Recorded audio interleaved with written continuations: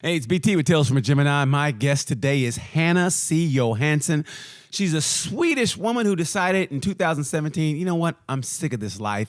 And she abandoned everything and went traveling. She's been over 71 countries on her motorcycle. She's a brand ambassador for Triumph Motorcycles.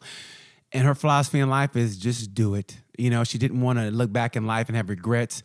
And now she's experienced life. She wants to experience more. Been over 72 countries, experienced great things, and had one bad experience. We talk about everything. I think you're going to fall in love with this episode. This is one of my favorites. Enjoy Hanna Johansson. Yes.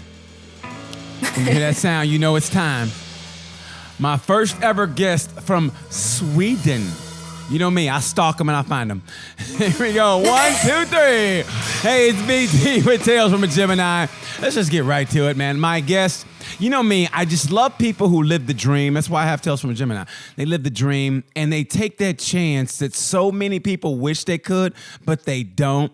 And it's just something for me personally that I don't know why, but I love it when a woman does it, just because I just feel like it's even more like against society, and almost like in a sense like a 1%er kind of way. Like, you know what? I know as a woman, stereotypically, we're supposed to do this and that. Well, I want to live my dream, and that's to travel the world. And so I saw this woman on Instagram, and I was like, oh my gosh, I gotta have her on.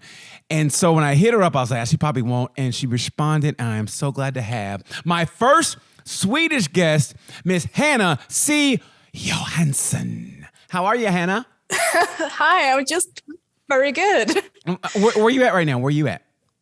I'm in my house, south of Stockholm, like 1 hour south of Stockholm. So I'm back home in Sweden at the moment. Are you cold now? Is it freezing there? How is it? Not yet. It's like 10 degrees Celsius, and then I call that bikini weather. But that's, because I'm from here. So it's like, that is bikini weather for me. First of all, I'm from the United States, so I'm not that smart. So how cold is 10 degrees Celsius? How cold is that? In Fahrenheit? I don't know. I don't even know. I didn't know we meant Fahrenheit or cold. Celsius to be actually. I didn't know what was Celsius or Fahrenheit. I'm glad you said that. So I didn't know. I'm sorry. No, don't be sorry. Like I said, I talk fast, you talk smart, and together we're gonna coincide. We're gonna get our superpowers together. We're gonna wrap this up. Yeah, we're gonna. Don't you worry. We're gonna lead each other. Thank you so much. First of all, let's get right to it. So it's the wintertime in Sweden now. It's getting really, really cold, right? Yeah. It's October now, but it's going to get really cold in like December, January. Then it gets minus. Now, do you still ride when it gets cold? Do you still ride? Yeah, I do. I love that. I started a few years ago, so I just changed the studded tires with spikes and so on. And I ride on snow and ice, and it's freezing, but it's so much fun. It's so rewarding. Do you have heated grips or heated gloves or anything? Yeah, I do. Yeah. So I have like heated under layers. So I have wires and everything. I look like a robot, but it's like a Michelin man robot kind of thing. You're the Swedish Michelin girl. That. Yeah, you're walking around like this. Like, what's wrong with her? Like Frankenstein, but at least you're warm. Yeah, at least I'm warm most of the time. It feels like I always forget like one spot on the body that's going to freeze. But yeah, it's a lot of fun. And riding my bike, like when everything is white around me, it's like taken from a dream. So I just like doing that. And if I don't do that, then I travel somewhere. Good for you. Now, when did that love affair start with motorcycle? And when did you realize you were different? You know? Oh my God, I'm not sure if I'm that different, but I started talking about motocross already when I was like 5 or 6 years old.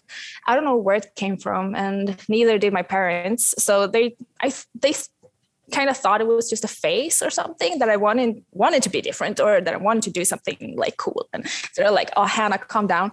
You can do something else because that's very expensive. And they didn't have much money at the time. So I started playing like this Swedish sport called floorball. It's like ice hockey, but not as cool. So okay. Yeah, so how do you do it? How do you do it? Do you play with your hands, or do you? What do you do with it? How does it's like you have this club. Is that what it's called? Like It's your sport. I don't know. Sorry, a stick. A stick. There you go. We say club in Swedish. Sorry. Yeah, it's a stick. So you have a stick, you have a ball, and then you just run around and you try to score. That's what you do. Well, there you go. Okay. Well, field hockey. So it's kind of like field hockey, right? Yeah, kind of. Oh, okay. So, but I became very good at that. So I was competing on a quite high level. So, and I still have friends from that time in my life. So I'm very happy that I started playing floorball. But later on, when I was 17, I still wanted to ride. And my mom is actually the one who taught me how to ride. She is a rider, and she was riding when she was in her 20s. So she picked up riding when I became older. She bought a bike for herself and one for me to practice on. And she taught me how to ride outside our house in this small Swedish town. And we started riding together, and eventually I got my motorcycle license. Oh my God. What was your first bike? It was a Kawasaki ER5 or 6. I don't really remember, but something like that. Yeah. So it was a very easy bike to ride, which I'm very happy for. So yeah, and she taught me well. It went quite quickly from just riding like 100 meters back and forth, like outside of the villa, and then just going out on the streets and having fun. Yeah. So, okay, so no one else at the time, before the time, you just happened to like see motocross and just fell in love with it.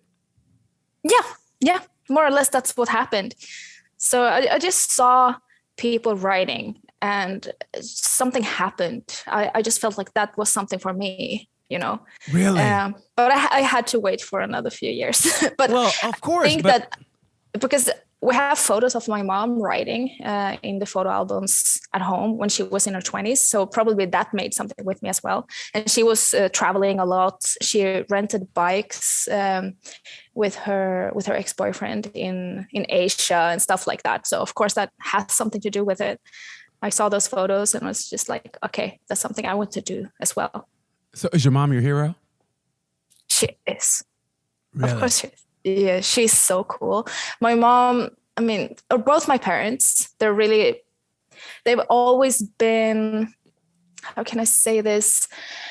My mom hasn't been like the typical woman, if that's how you want to put it. It's like she could go out in the garden and like take down trees, and she could change the oil at the car with the car and everything like that. While my dad, he's a really good chef. Like he cooks very, very well. So he could like kind of make like super nice, delicious bread. And she was out in the garden, like cutting down trees and stuff. So it's like, when I saw that, I kind of felt, because my dad is very manly, but still he could do those things. And my mom, she's very female and she could still do the things that she did. So I've never really thought about like genders, I think, in that kind of way. So both of my parents. That's beautiful. So basically the roles, the stereotypical traditional roles were reversed in your house. And so seeing your mom do that, knowing that she could do quote unquote manly things, but still maintain her femininity. So yes. That had to have just a profound effect on you. Yeah, I think so, because I never ever thought about these things. For me, it was never a question if I can ride a motorcycle because I'm a girl. That was never a question for me. That's a question that I've gotten afterwards, after I started riding, like in interviews like now, that people are very fascinated about this. And for me, it has been like, it was never a question, you know? So that's beautiful. Yeah. I think it's wonderful, man. I mean, okay, so what I want to skip to is, and I usually don't go to other people's interviews, but I just thought it has to be told on this show, how it came about that you became a world traveler in 2017, because you were basically living the traditional life. You had a job, and I love how you described, you saw people walking past your window, and you were like, you know what?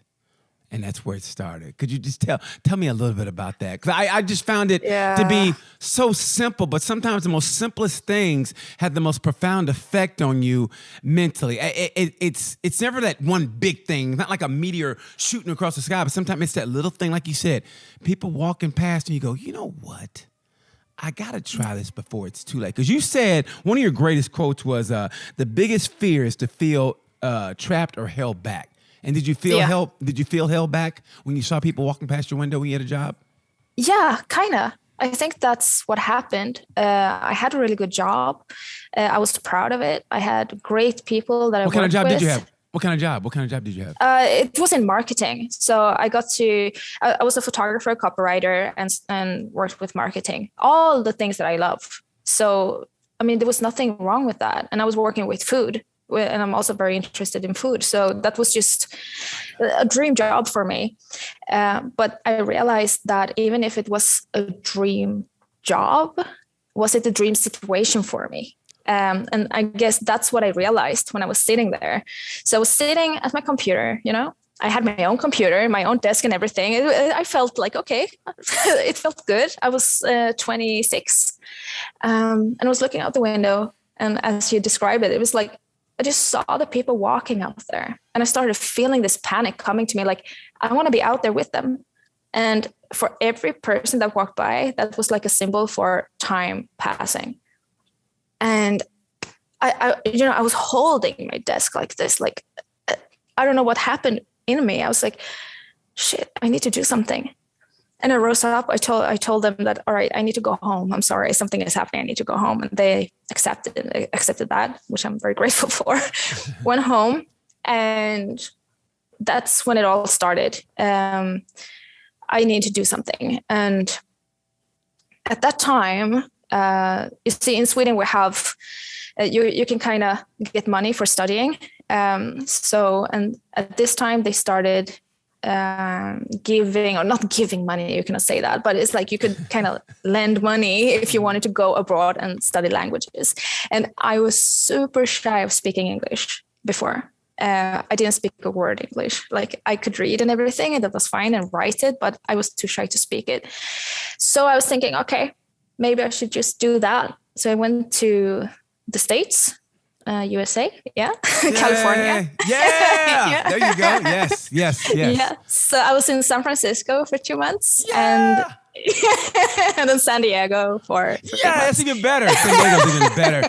And you mentioned going, and I tell people all the time, I've been to Europe, whatever, and to me there's beauty everywhere in the world, but when you go up the one, that is breathtaking. That's what happened. You know, because I had my motorcycle license.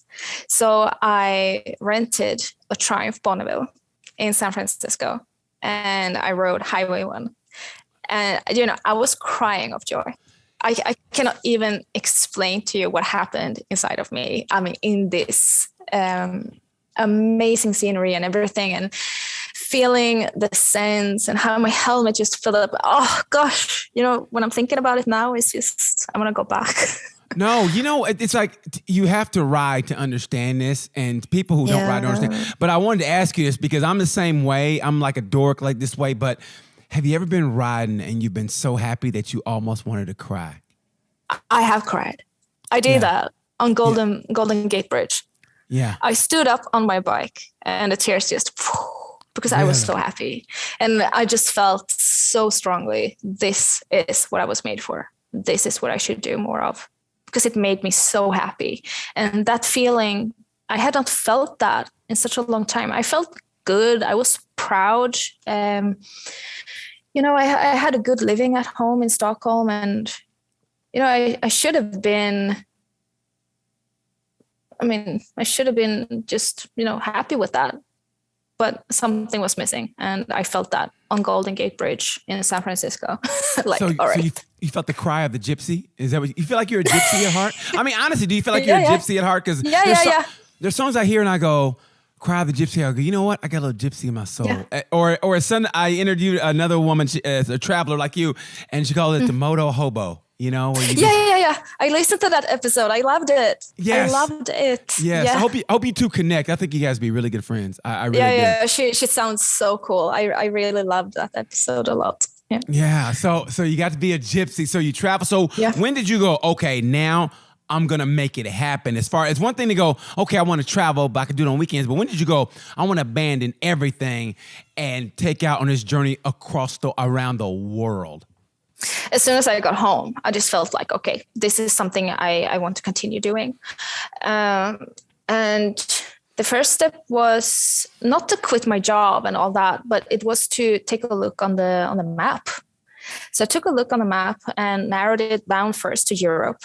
And I saw that because I found this app or website or whatever it was where you could kind of put in all the countries that you've been to.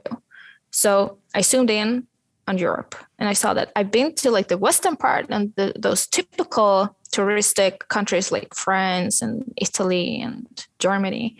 But the whole eastern part was just gray. I had not been to any of the countries in the eastern part of Europe. I was thinking, why is that? And I started looking into it, and we have like a lot of what is it called when you have like pre-opinions about stuff? What is it called? Judgments? Premonitions? Preconceived notions? Yeah, kind of. Which one? Sorry? Preconceived notions or premonitions? Which one? Which one is it? Like when you're judging, when you prejudge. What's prejudice? that called? Prejudice? Yeah, maybe. Yeah. Well, I experienced a lot of that, but I mean, are we talking? Yeah. Are we talking premonitions or yeah? Okay, so okay. But yeah, people think that there's still. I mean, now there is a war, of course, in Ukraine. But in 2017, when I was gonna travel to these countries, it was peaceful. I mean, it really was, and the people there, they're so kind, and their hearts are just wide open. Anyhow, I took my last savings. I quit my job and I bought a motorcycle. And what'd you get? What bike did you get? Of course, Triumph Bonneville, the same bike as I rode in California. Okay. Yeah. Yeah. And my mom has always ridden Triumph too. So that was like the given brand. Nice brand and isn't she doing a great job, right? I mean, if I was trying, I'd be like, man, get her another motorcycle for free. I mean, this woman's doing a great job. Yeah, tell them that. I will do that. No, you tell them now. I want a Triumph now. Give me a Scrambler. How about that? I can't get you one. Do you know that bike? Okay, now I'm going like way like in the future here. But that bike that I rode on this first trip is in a museum right now in Sweden. A motorcycle museum. It's Jenna, right? That's the name you named it, right? How you pronounce it? You call that bike? You named it GNA, right? No, that's the one that I'm riding right now. Okay, that's a Triumph Scrambler 1200. Yeah, Gna. Yeah, that's an Icelandic word. Okay. Yeah, I know. I was gonna mess it up. Yeah. I'm glad you told me. Okay, good. Now I feel like an idiot now. I'm trying to be all cool. You mean Gina? No, I'm sitting here talking English, and you're just like walking and doing Icelandic. It's fine. It's fine. But it's like a black Game of Thrones here. That's what it's like. It's perfect. I love it already. But that's great. So that bike is in a museum. Yes, it is. So that was my first bike, Triumph Bonneville, called Bonnie. So Bonnie, she's in a museum right now, with a doll next to her, dressed like me, with a wig and everything. That's braided. That's creepy. That's creepy. I mean, a little bit creepy. Cool. It's creepy, but cool. I mean, it could be cool. worse. Yeah, I know. I was thinking like, okay, I'm 32 and I'm already in a museum. But hey, it could be worse. You could be in a basement actually and be on Bonnie. So, and you could be actually like, hey, could you let me out? No, I like you and Bonnie together. Oh God. So, it's better that way, that it's the bike and a doll that looks like you instead of you in somebody's basement and you're going, oh God, I knew I shouldn't have trusted that guy. I guess I agree. It depends on whose basement it is. Hey, my kind of girl. Well, hey, this took a turn, didn't it, Wyatt? I can't wait to see what that next adventure is going to be. You started it. I'm just kidding. All right, now we're going to my alley. Next thing there's gonna be in the hood. Go, hey, so what's up, fellas? You wanna take a ride on my Bonnie? Oh my God. Oh no. Okay. So the first trip. What was your first trip? Once you decided, okay, I'm gonna do this. You where was it? Where'd you go? Eastern Europe. So I started in Stockholm. And I just waved goodbye to everyone and got on the ferry from Sweden to Estonia.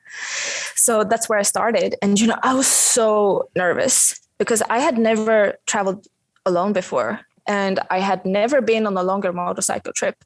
So everything was new to me. And I was thinking, like, I was going back and forth between being like feeling strong and like, I can do this and nobody can tell me what to do and not to do, that kind of mantra. And then I felt like, oh my God, am I stupid? Am I naive? What if I'm going to hate this? So I made up like a plan B. If I were going to hate it, like I could just get on the ferry in Riga and go back home.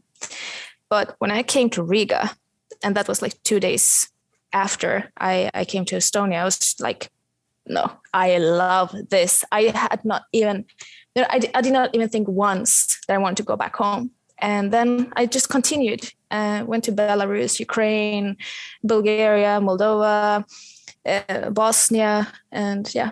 And then I made like a U-turn like this, a big U-turn back home to Sweden. And I was traveling for 2.5 months. And it was the best trip of my life. Still today, I can say that. Now, when you first start traveling, you always make those little mistakes that now, you've done it enough now that you probably fine-tuned it. But what mistakes did you make in the beginning where you go, ooh, I know not to do that again, or okay, this will work better now. Now you should be smoothed out. But what mistakes did you make in the very beginning? Oh my God, I still make mistakes all the time. Like what? What kind of mistakes? It could be I'm losing stuff, I'm dropping things, I'm not hiding my bags good enough. It could be anything, like from day to day. Do you know what I did? Super stupid. 3 months ago when I was in Switzerland, I had olives for dinner, like olives and some bread and stuff. And I put it like on the top of my backpack. And I was thinking, okay, if I take it easy now back to the hotel, the olive's going to be fine. No. I had olive oil all over my packing in my backpack.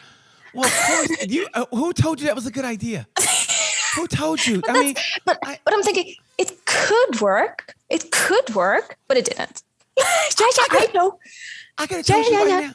Why don't you hit me up like, hey, BT, you think it'll work? I'd be like, no, what's wrong with you? Of course it ain't going to work, girl. Tie that shit down. Send. But now you learn. Now I've learned. That's what I mean. It's like, I don't take things so seriously all the time. I just, put it together a little bit like this and like that. And then I just hope that everything's going to be all right. Sometimes it's super fine. Sometimes I have olive oil everywhere. It's like, hey, I'm sure the Italians like you. If you have olive oil on you all the time, the Italians will love you. That's like a calling card. Some guy named Mario shows up. You got the olive oil on the bike. I like this girl already. Now you're behaving like a typical American. There you go. Well, I'll bring my gun out. Then I'll be a typical American. What'd you say, girl? Exactly. So you know what? I always tell my guests this. If I ever call me out of my bullshit, I have no problem with that. Always call me out of my bullshit. So you call me out of my bullshit. You feel like that kind of guy. I am. I'm definitely. I don't know everything, and I'll tell you right now, I don't know everything. But I like how you call me out of my bullshit. I love that. So how did you become a brand ambassador for Triumph? I travel all the time too, and ain't nobody hit me up. So how did you become a brand ambassador? Oh my God.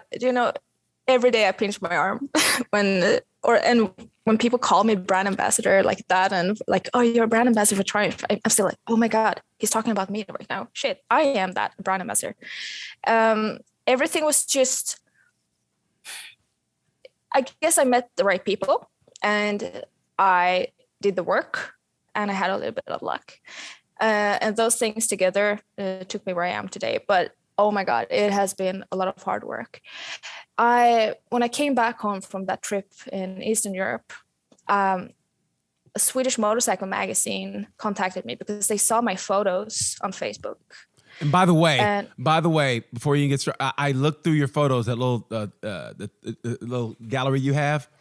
My God, those are beautiful shots. And I mean that from the bottom of my heart. Those are breathtakingly beautiful. And there's a shot you have where it's kind of like that Michael Jackson pose, from Smooth Criminal, where he's kind of leaning like this and you're leaning like that. My God, those are great. If you get a chance, go to her Instagram and check those photos out, or click it on in her bio and on her Instagram. It is great if you get a chance. So I'm sorry, go ahead. Oh, thank you so much. That really warms my heart. it No, makes me they're very beautiful. happy They're to hear great that. pictures. Great Thank pictures. you. Okay. Thank you. There's a lot of work behind it, and I take every single photo like with a feeling. That's very important to me. It's like I want to feel something when I take that photo, and I always do. So that's it means a lot. And I mean this from God, I know it sounds like I'm kissing your ass, but it's so true. There's a shot of you, and tell me how you did later, but there's a shot of you, and there's a song by Moby going, "Oh Lord, what is so hard?" And she's right. You got to see it. Like, I think the sun, it might be setting, but you're going down this road, and it's just you, and you're going through the twisties. And like I said, man, I think you have to ride to understand this, to hit you where it hits me. I get goosebumps. When I saw it, I was like, yes. And I had to watch it with a sense of just euphoria, and just because I felt that before. And it's just you on the road. If you want to know what motorcycling is like and traveling, you got to go to her Instagram page, and it's the song by Moby. You're like, oh, Lord, I was so far. And you're it's just you on that road, and it's beautiful, and it's so captivating. How did you get that shot, and who did that? Yeah, how did that happen? Because you have a lot of shots like that, by the way. You have a lot of great shots. There's a shot of you in Africa, in Namibia, and the shot is you're going, it's down, it's the dust, the way the camera goes, you see the dust as you're going, and then it comes back around to the front of the bike. And it's like, my God, I wanted to put that phone down and go where you were. I really did. And that's what's so captivating about your Instagram pages. You feel it. I mean, you understand? Like, you put people there, and that's what a great storyteller does, is they put you there. And I mean, those pictures, if you ever thought about riding a motorcycle and what it's like to travel, and you wanted to travel, you go to Hanna Johansson's Instagram, and if that doesn't make you want to travel on a motorcycle, nothing will. I repeat, nothing will. How did you get that shot? Oh gosh, I need a break now to cry a little bit. You think you need a break? Try living in this. Try living in this. Oh, but that's very kind of you. Thank you very much.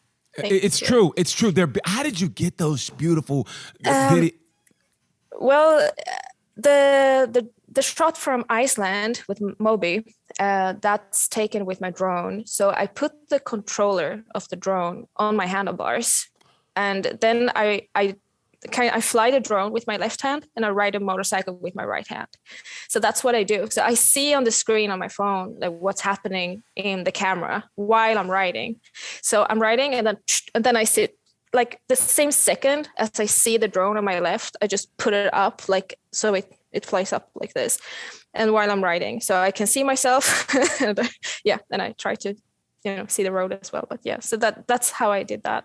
That's very dangerous, and I never want to be in the same place where you are. But that is, but you get great shots. I mean, tell me what country you're going to be in, and I'll be in the other country, because I do not want you go. Okay, oh God, you know what I mean? I don't want but that. It works fine. It works fine. Of course, it works. It takes a lot of practice, and I promise you, if something happens, like then I don't give it. Sorry if I say no. I don't give it up. Yeah, okay. About the drone or anything. Yeah. Okay. Yeah. Then I just continue riding. Have you ever crashed a drone? Have you ever crashed the drone? Yes. It took, I think I had it for a year before I crashed it for the first time. That was in South Africa, in very, very strong wind. So yeah, that was the first time. And I had to, climb for it. And I promised myself, okay, I would never put myself through this again. And then it happened again 2 days later. And then you lied to yourself. I lied. Wow. So to yourself. You lied to yourself. You know what? This is over. We're done.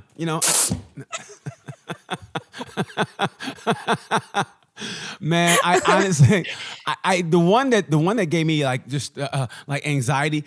Hey guys, by the way, I'm on the street level, so people can hear us on the outside and they can see me. So if I'm talking to you and I wave to people, that's only because they're waving at me, and I don't want to be rude, because that's how we are. Oh, that's cute. Yeah, I can see them in the reflection behind you as well. So yes, so they can see you, and I see them. They're all passing by, going, "Oh my God, she's beautiful." I go, "I know." No, the one that gave me anxiety was the one you're over a cliff. And it's just like, it looks like if you take one more step, you're going over. And I was like, oh, but it was so beautiful. It was so beautiful. In the Faroe Islands. I was standing so close that I was thinking to myself that, okay, if I fall down now and die, I deserve it, because that was really stupid. It was very close to the edge, but I I'm really sensing a wanted to have pattern that here. shot. I'm sensing a pattern here of like, you doing stuff going, this is really stupid. But you know what? I'm gonna do it again. I mean, I'm sensing a pattern. It went all right, right? So it's like, just don't tell my mom. She's gonna be so upset. It always goes okay until it doesn't. Always remember that. It always goes okay until it doesn't. And I'm just telling you like that. Everything in life goes that way. Everything in life goes okay until uh-oh. And once you say uh-oh as an adult, it's done. When you go, if you're ever in your helmet by yourself, you go, uh-oh. Then what happens next? Can you imagine if something happens to me, this episode of your podcast will like, phew. It's gonna be so absurd. Yes, actually, you know what? I kind of I don't want anything. No. Let's just never. No, because you're one. No, because honestly, like I said, and all jokes aside, kidding aside, you capture, and don't get me wrong, all my guests, yeah, they do a great job also, but just what you did on your Instagram captures what it's like to see the world like you wanted to. And like I said, you feel that when that Moby song came on and when you were riding and it was just you and the way the sun was, like I said, man, like there's times I've traveled and it sounds such like a pussy being a man, whatever, but there's times I'm so happy inside that helmet and you're not thinking about anything else and you're just on the road and you're feeling it and it's you and the bike and it's your bike and you just want to cry because you're so happy. That feeling in your heart, you can't describe it. It's just the greatest feeling in the world. I mean, to stop and you meet people that, I mean, not to be mean, but you probably normally wouldn't talk to on a regular, maybe on a regular basis, but because you have a motorcycle. Because honestly, being a woman, like I remember being you were in Greece at the Triumph dealership, and those guys helped you out, and they were great, and like situations. Maybe if you worked a regular job back where you were doing, maybe you wouldn't normally have that kind of conversation. So you meet people. You meet like Honda said it best back in the 70s, I believe, and they go, you meet the greatest people on a Honda, But now you meet the greatest people on a motorcycle, and what your Instagram does, you capture what it's like to travel the world, and you feel that. So I want to ask you this: what's the best food of all the countries you've been in? What's the best food that's not Italian? What's the best food you had that's not... To me, Italian food is the greatest food in the world. But what's the best food in the country, or what country did you had the best food in? It was in Japan, for sure. Really? Japanese food in Japan. Oh, my God. Oh my God. Was it sushi, or what was it? It was everything. It was like... they had made those incredible noodle soups, ramen. Okay. And I just love noodles. I love rice. I love sushi. I love, fresh fish and all of that. And they're really good at barbecuing. And oh gosh, the food in Japan is just amazing. Truly amazing. Well, let me tell you something. If you say barbecue, you should come down here to the United States, especially down south. I know some good barbecue places. I don't really like you talking good about barbecue in Japan when the United States has good barbecue. I take that as a personal insult. So you need to come to the United States and travel around here, girl. And I can take you to some places that got some good barbecue. And you're like, oh, you know what? BT, I apologize. Like, I know that's right. We'll be like this. We'll go and we'll get the itis and we'll have to go to sleep. We'll go, you know what? I can't travel anymore. I feel the same way. And we'll take a nap on somewhere on our bikes, and then we'll wake up and travel. That's how good the barbecue is. If you took a nap after you ate, that's good food. So did you take a nap after you ate the Japanese barbecue? Did you take a nap? I guess not. I guess it wasn't that good then. And it wasn't that good then. That's all I gotta say. It was very good. No, it wasn't no good then. If you didn't take a nap. Okay. I'm scaring her. Uh-oh. She's gonna call the police. I feel triggered. I'm sorry. I don't mean to scare you. This is not a good look. Even the cops here come. Are you okay, ma'am?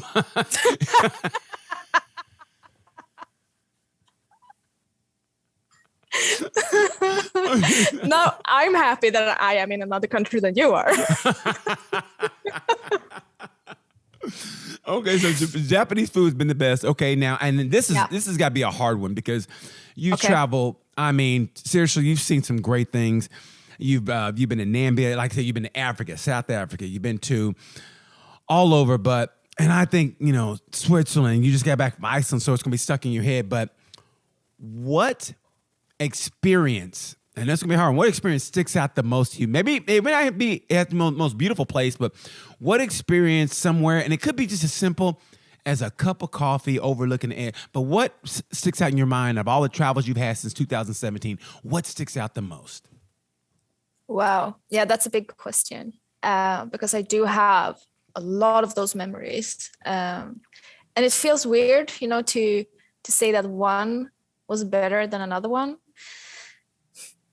But well, it's not really so much better, just what really sticks out. What makes you go, oh my God. And it could be like it could be like maybe getting caught in the rain and you're freezing and all of a sudden you have that moment of realization, like, you know what?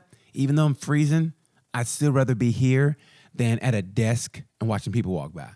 Yeah, that happened. Exactly that one happened in South Korea. That was writing. The weather was awful. I was miserable. And I was standing in the rain, just as you described it, overlooking this amazing little village with Korean houses. And I was thinking, oh my God, I'd rather do this any day than sitting in an office. That's exactly what happened. And that's a great memory. But I think what just popped up in my head when you said that you wanted to hear something like that, it was just when I came to Bulgaria. So this was on my first trip, right? So I was new at this. I was, this young, unexperienced female writer. I traveled through like a lot of countries, and one of the first countries in Riga, where I was supposed to go home if I didn't like it, but I stayed, of course. I got a phone number from a motorcyclist there. He said that I'm a part of a motorcycle club. And we have a chapter in Sofia in Bulgaria. So if you ever go to Sofia, Bulgaria, here's the number to the motorcycle president there. And I was like, all right. So I started writing and I had this number to a motorcycle president in Bulgaria. I was just laughing, I was thinking I cannot, call them or anything like that. But, the trip continued and the more people I met and I gained some confidence and I was thinking, what the hell? I would just send them a message. So I sent them a message on WhatsApp, like, hey, I'm Hanna. I got your phone number in Riga. I just want to say that I'm passing through Sofia. And I got the answer like, Hanna, finally, we were just wondering where you are and when you're going to come here. And the clubhouse is ready for you and you can come and stay as long as you need.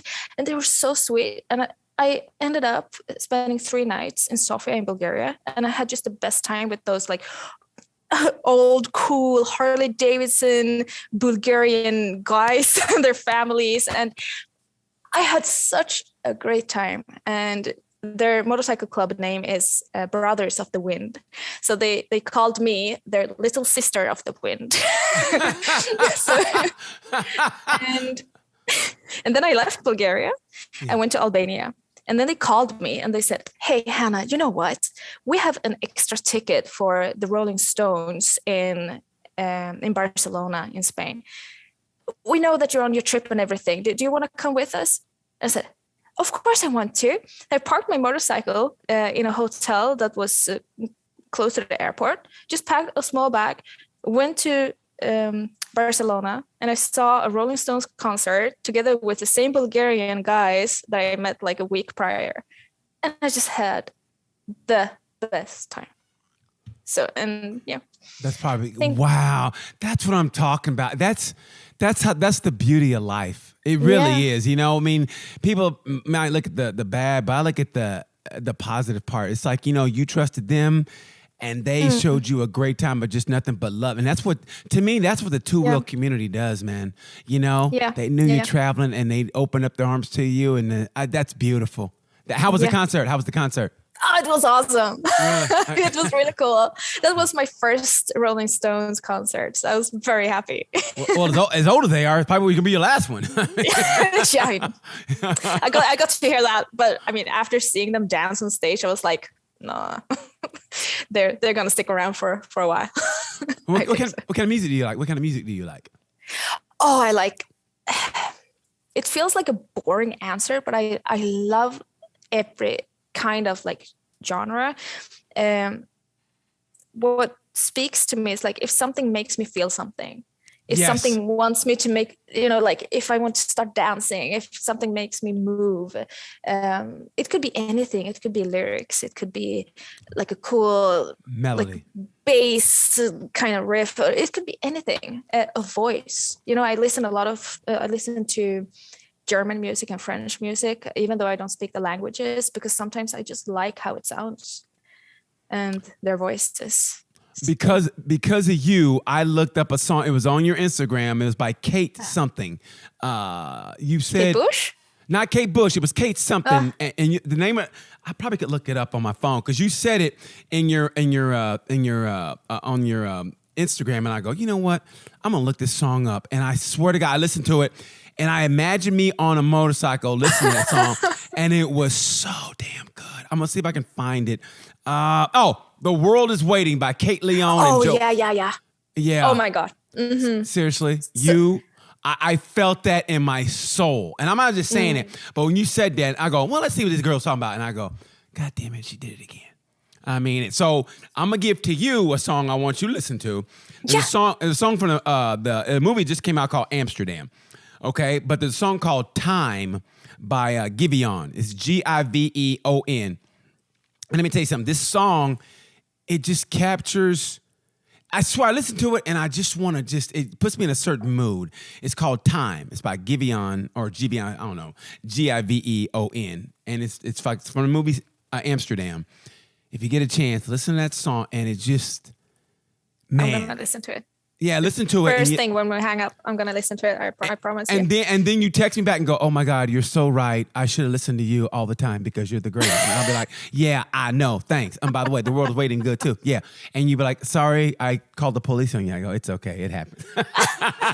I'm just messing with you, baby. I'll never do that. Yeah, famous last word. Oh my God. You know what though? I tell you what I thought was beautiful was when you were in Iceland, and I just had a feeling you really enjoyed Iceland. I mean, you really enjoy a lot of places, but Iceland, I think, spoke to you, was that volcano erupting. Oh, that was just awesome. It was really cool. The eruption started when I was on the ferry. So people started getting a little bit nervous, like, okay, can we travel there? Is it safe? And stuff like that. But then I heard that the people of Iceland called it like a touristic eruption.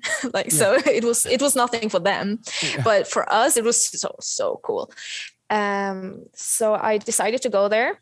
It was like an hour and a half, a hike of an hour and a half. And of course, I mean, I've seen a lot of photos, I'd seen videos and all of that. So I kind of thought that I knew what was waiting for me, but I had no clue.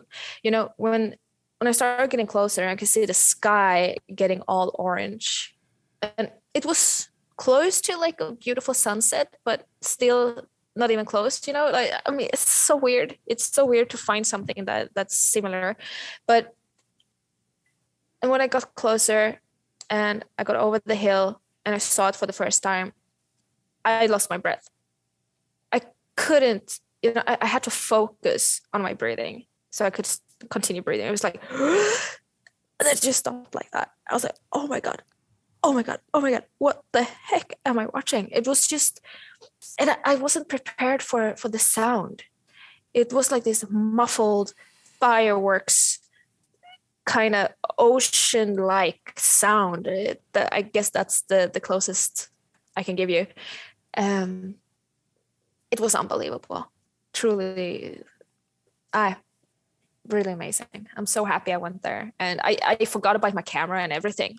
I just sat there watching it until I was like, oh shit, I need to take photos of this. No, but that's, I mean, I'm glad you did, but to me, that's how you experience life. I mean, because it's going to be in here. And I know in this day and age, it's good to have a camera. And what we're doing now, for me to be able to talk to you about that, I'm glad you had the camera. But for me, that's how you experience life. It's like one of the greatest, I forget what picture it was. It was like, I think it was a parade. It was something. And everybody had their cameras up. And there's one old lady, and she's just watching like this. And that's what really made me go, yes. And that's how I remember things. But things back in our day, you know, you watch like this and you put those memories here. And that sense of nostalgia will always be here. Whereas a picture, don't get me wrong, a picture's great and video that was awesome, which I'm glad you captured. But in here, it's always going to be better because it's going to be like, you're going to go, that smell, you know, you remember the smell or the sounds of what was happening, maybe a crackle, maybe whatever. And that's what I think. Oh, I'm glad like you said, oh yeah, I need a camera because you captured it here first. And that's what's always going to resonate. And that's what I mean when I say that I take photos and recording videos with a feeling, because I feel it first. And then I want to remember that feeling with like, sometimes I look at photos like a time stopper. It feels like I'm stopping time. They are. For a moment. Yeah. And then I have that small fragment like of time with me back home. And, you know, the day after, when I looked at the videos and the photos from the volcano eruption, I got kind of almost the same feeling again. And I could experience this all over again. So I was so grateful for the photos and videos that I got from there, because that's another thing. But it's very important to sit down and watch and just feel and see it for yourself and save it in your own mind. That's very important. And I try to do that a lot. Are you a very sensitive person?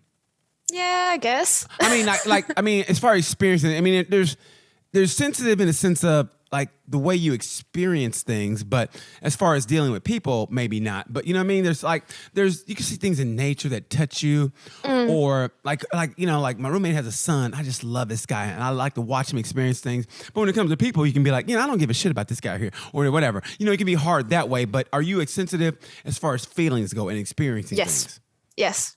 I'm grateful every day for everything that I see, and that's what's so great with photography as well, because I think that small details like that we see every day can be so beautiful. And if you put them like in a different lighting or a different perspective or something like that, it's just, everything is so beautiful. And you know, sometimes even my friends, they think that I'm high because sometimes when I walk in the street, like, wow, do you see that? It's so beautiful. Wow, do you see the colors there? It looks great. You know, like, Hannah, how are you?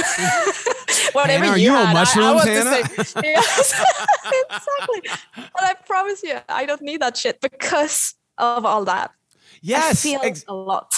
Exactly, man. It's like, yeah, I mean, don't get me wrong. I'm not gonna, you know, whatever some people do, it's what they do. But I don't, like you said, I don't need that shit, man. To experience things I've experienced, I'm glad I was of a sound mind. Like, oh my God, that's beautiful. You know what I mean?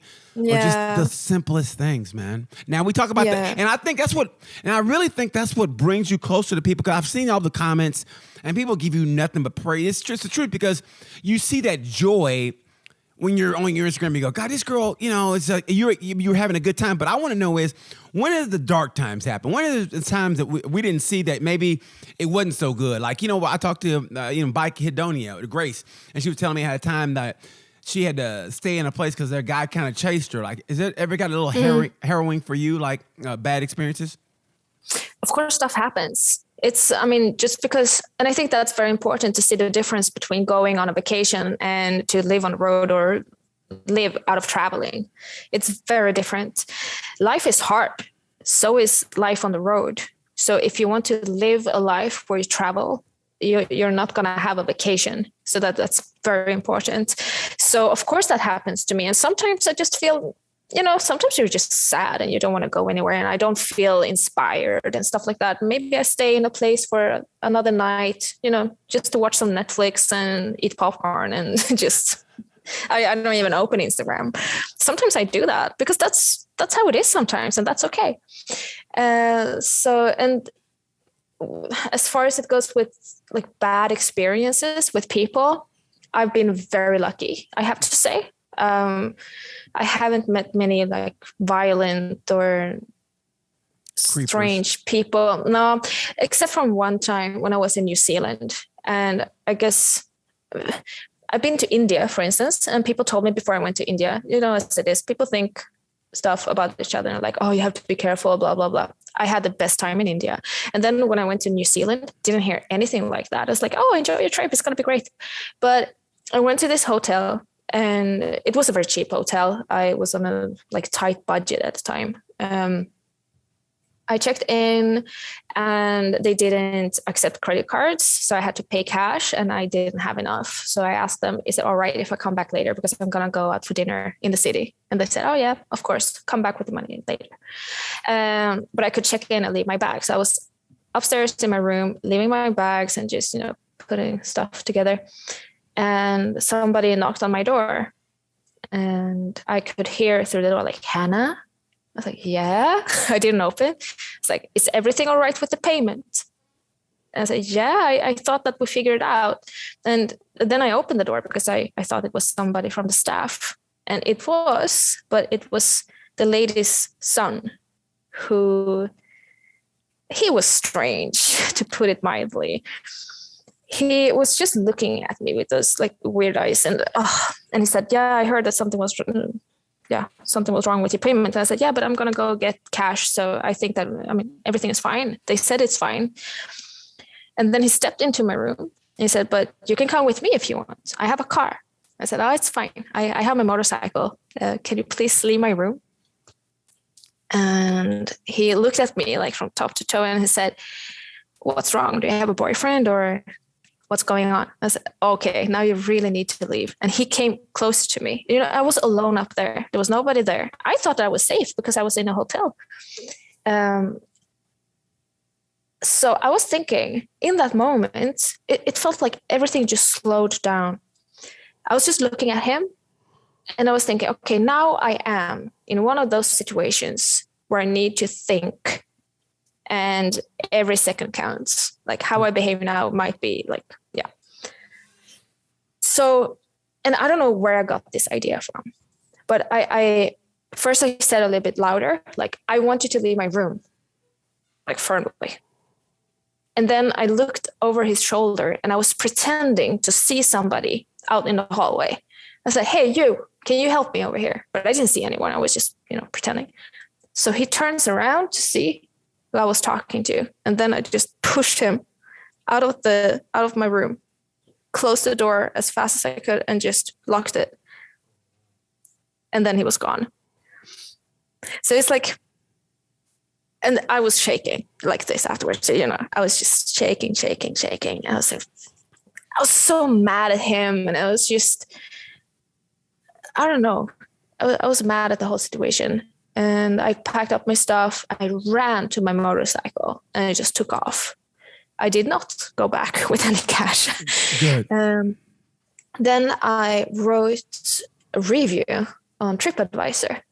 And after I did that, another girl reached out to me and said that a similar thing happened to her when she was there.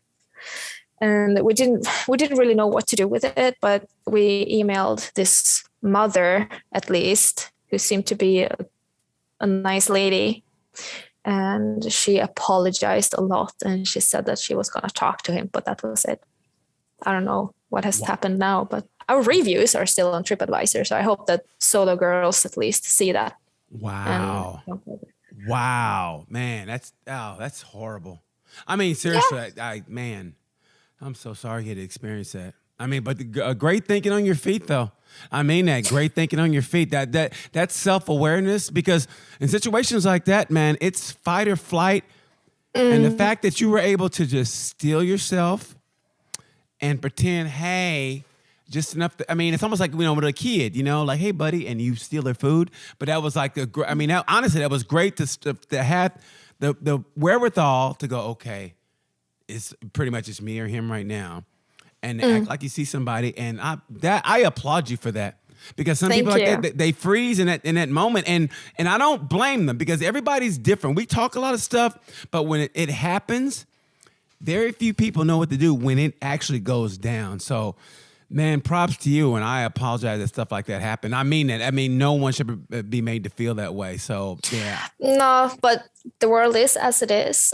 Sometimes I really want to emphasize that, because yes. I've been on the road since 2017, and imagine that's the only time something happened.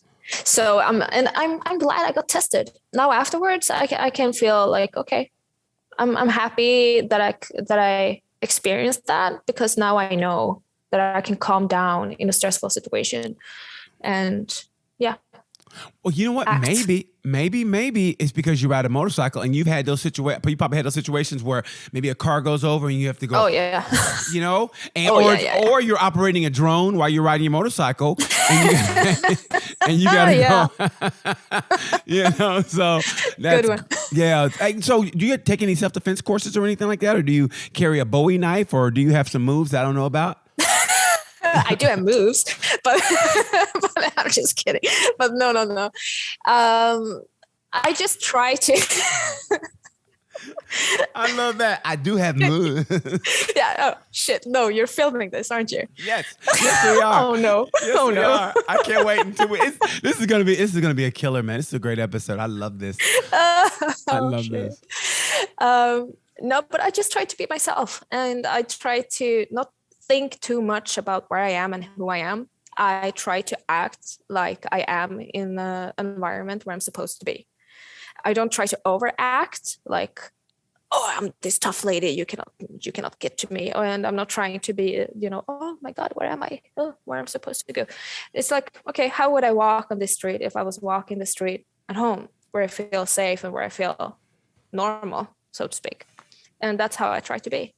So yeah. And then if the situation changes, I guess I need to act on that. But before that, I don't try to overthink so much. Be street smart. When I'm traveling alone, I try to reach my destination before it gets too dark, or and stuff like that. And I always read reviews before I book a place. That's something I learned from New Zealand. But otherwise, I try to just like people are kind. They really are. No, they really. I mean, I'm sorry for that experience, but we've all had one bad experience. But you know, yeah. But for the most part, and I mean this, and it sounds so sappy, but I'm a firm believer. People, for the most part, are just kind people. You say hi to people, they say hi back. You wave, they wave. I just think people are kind, no matter what happens in life. Just the kindness of people. How you guys see what I mean? These nice people walk by and they hear me and they wave. Hey. And that's what it's all about, man. I just think people are very kind. And I love that about people. I always say to people, don't watch TV.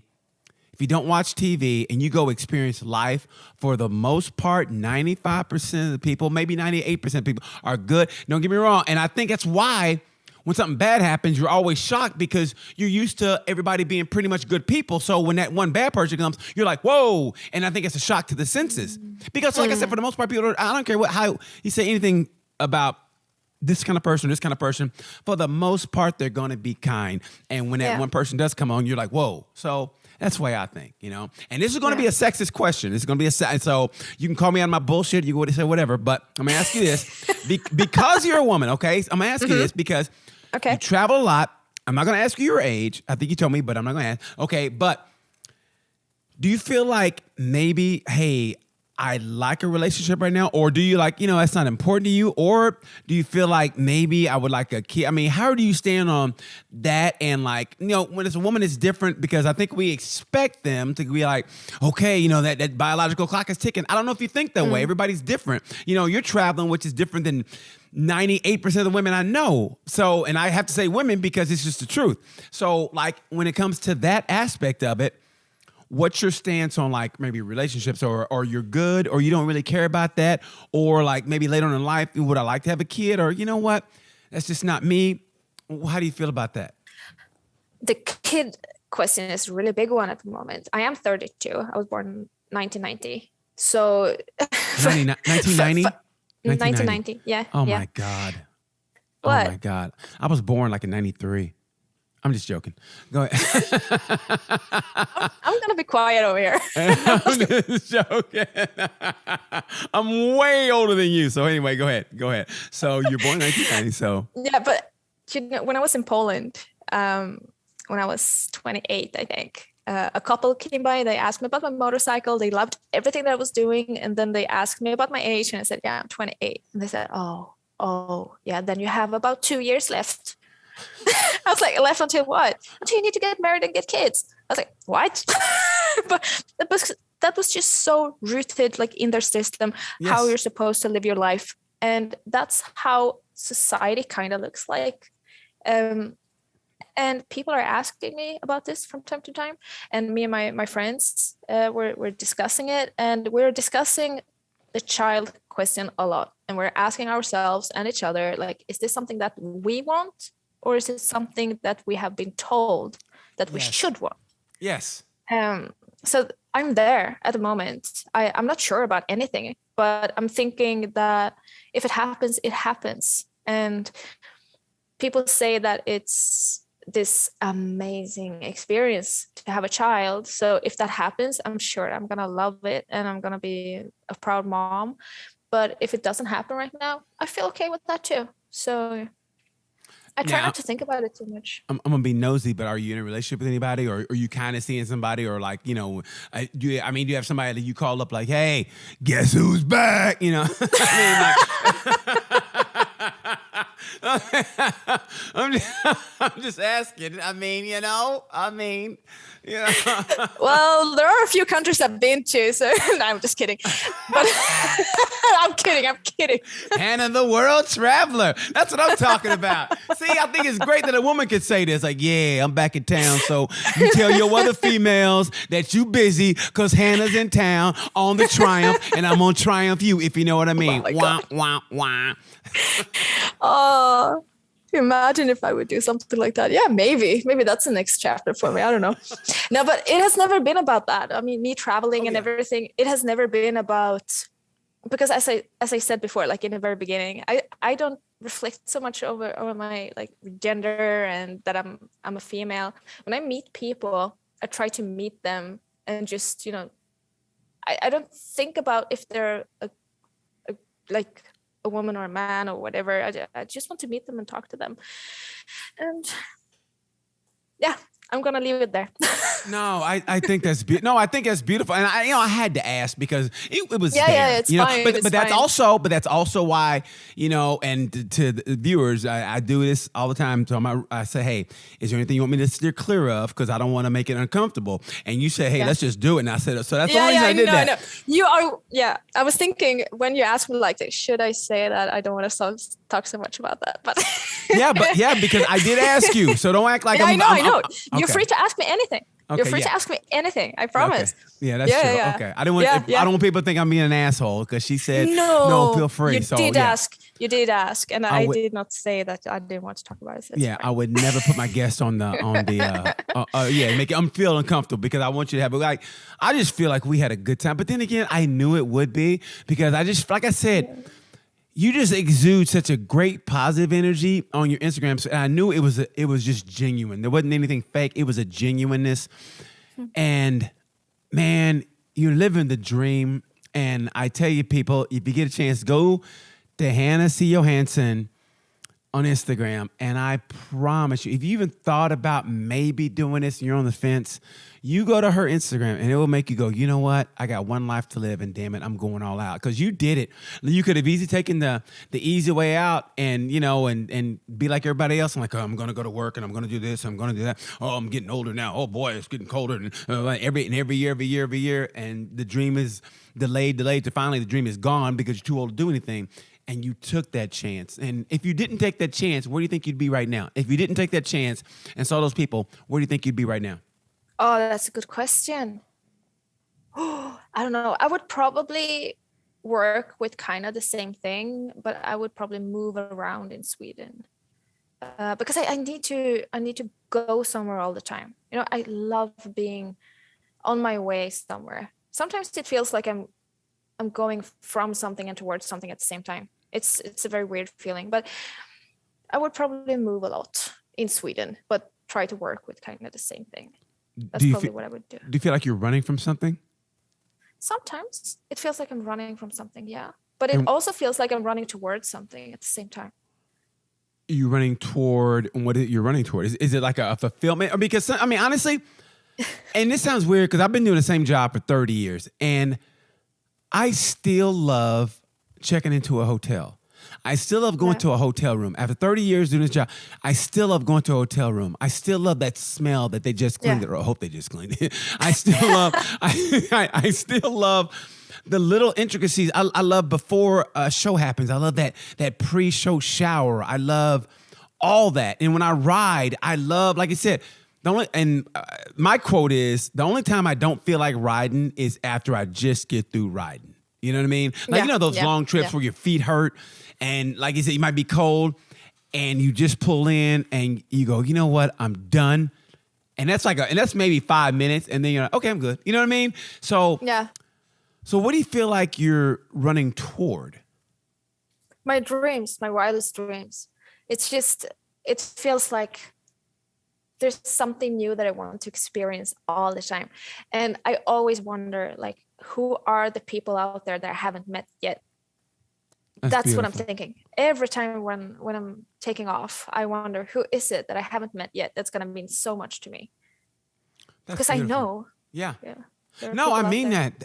That's beautiful. I mean, everything we talked about, it sounds so like maybe a commercial or like a Disney movie or whatever with the quotes, but it's the truth. It's like you just meet the greatest people, and sometimes you might have a conversation with somebody you didn't think it was going to be so enlightening, but it is. I remember traveling one time, and all I wanted was a cup of coffee from McDonald's. And this guy came over because he saw my motorcycle. I go, come on. And I was thinking, come on, man, I just want to get my coffee and go. Yeah. And he sat down, he talked to me, and man, I felt bad only because that I didn't want to talk to him. And after about 5 minutes, I was like, wow. And I was like, this is the greatest conversation. And I didn't want to talk to him at first, and that's how it is when you travel on a motorcycle. At least for me, it is, you know, so. Yeah, but that has happened to me too. Sometimes you just want to be alone. You just want to sit somewhere and just be. And and if somebody approaches you in that moment, it's a bit hard in the beginning, but then, wow, sometimes you meet the best people in those moments too. But some people are dull too. Come on. Some people are just boring. You just want them to be quiet and go.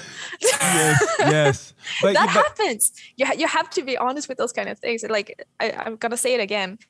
I mean, traveling is like life in general. You meet lovely people, of course you do, but not everybody and not everyone is gonna change your life. Yeah. Come on. That's true. That's just how it is. Yeah. That's just how it is. Okay. Okay. So we said Japan, other than, I threw the Italy party and we said Japan had the best food. You talked about the great experience in Bulgaria. Yeah. What is on you have to get to this country? What is on your bucket list? I heard you talk about maybe Cuba, going to South America. You mentioned that. What is the one place you go, I gotta go there? I mean, this is I have to. What's on the list now? The list is long, but I really, really, really want to get to Cuba, and I want to go to, like, any country in South America, because I haven't been to South America yet. The Corona and everything came in, and that's what it is. And I want to go to Kazakhstan. I really, really, really want to go to Kazakhstan. You know what? Mongolia. MotoGP has a race there next year in Kazakhstan. Maybe we should meet up there. I know you went to the Australian GP. Yep. I think you were there when I was there. I was I was there, and I think you were there when I was there. You were in Phillip Island at the same time? Yes, no. I think, because I was in Phillip Island, and I saw your video. I go, oh my God, I was there. I don't know why I'm talking like this, but I was like, I was there. Oh my God, I was there. So, but and MotoGP is the great, and that's and it's weird because this is how I knew it's meant to be. Because this week, MotoGP is in Phillip Island this week right now as we speak. Oh my God. So that's how it's meant to be. So this is meant to be, but to me, there's nothing better than MotoGP. And, the way you travel, I think, and I'm going to put this out there. Here's what I think you should do.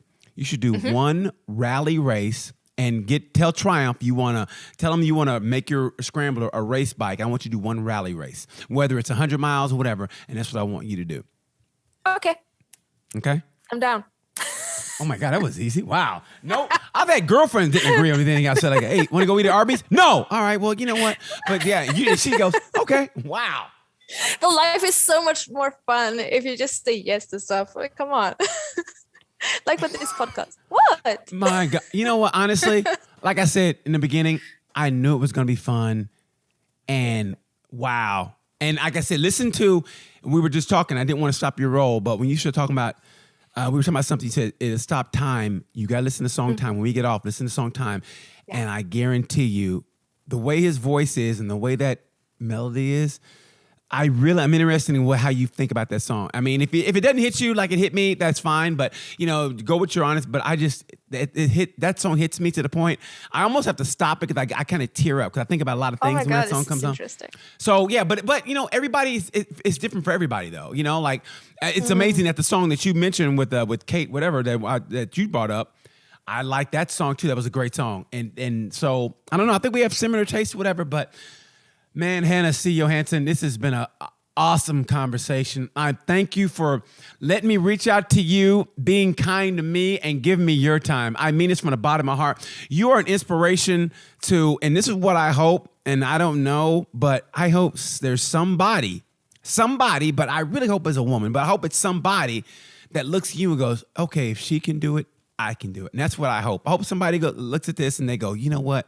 If she can do it, I can do it. And hopefully I don't know how, but I hope it's a little girl who's listening to this or whatever. And she's in that new kind of, I love how the new generation's coming up and they're doing different things that, like we talked about, gender roles, whatever, how it's reversed now. And I love that. I think it's great. We need to step away from that traditional role and have women, come to the forefront and do things they didn't normally do. Like travel alone, which people don't realize how hard and how dangerous that can be. And the fact that you're doing it, I have nothing but the most profound respect for you. I mean it from the bottom of my heart. I feel like we're going to be friends forever. And I mean it from the bottom of my heart. I really do. I'll talk to you after the air. But is there anything else you want to tell the people before we get out of here? Oh my God, you really put me on the spot now. Just get out there and do it. Life is too short. Just sit at home and wonder how it would have been. Just do it. That's beautiful. And I want a Triumph t-shirt too. Is that too much to ask? You can have two. Oh shit. Yeah, I'm gonna get me a Triumph t-shirt and I will wear them on the air. I'll wear them and I'll think of you. How about that? Yeah, do it.